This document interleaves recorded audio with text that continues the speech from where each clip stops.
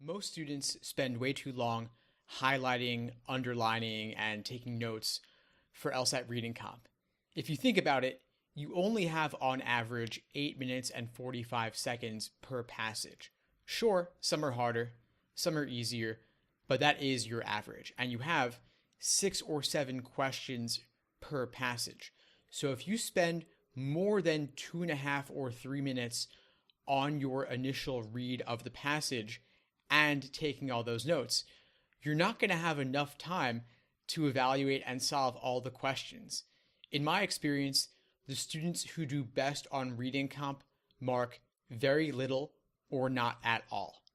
All those techniques for highlighting and underlining just don't make sense on LSAT test day when you have limited time. And of course, the digital LSAT has highlighting and underlining tools, but I would not recommend using them. It takes too much time to click around and make all those markings. Furthermore, those markings might hurt you later when you're going back to the passage, you're looking at the text, and you can't unsee what you've drawn or highlighted. You can't remove it easily. Once you've made a marking on the page, you're always going to be looking back to that marking even when you don't want to.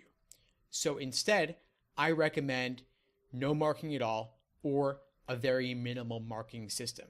I recommend noting or marking for viewpoints, which are opinions, theories, and hypotheses, essentially equivalent to conclusions in logical reasoning questions. I recommend marking or noting where the evidence appears. Those could be details and supporting examples. And then finally, the advocates. Who, if anyone, is promoting or advocating a particular position? I'd pay special attention to the viewpoints, especially the author's opinion, if any. That's going to be your number one thing for when you go on to the questions. And speaking of the questions, I found that the best students, the ones who solve reading comp passages most efficiently, don't do the questions in the order given. And there's a reason for that. The general questions, like your main idea, primary purpose, and passage organization questions, all of those you could knock out first. In fact, with just your understanding of the author's opinion and the main idea of the passage, you can probably knock out 2 questions off the bat.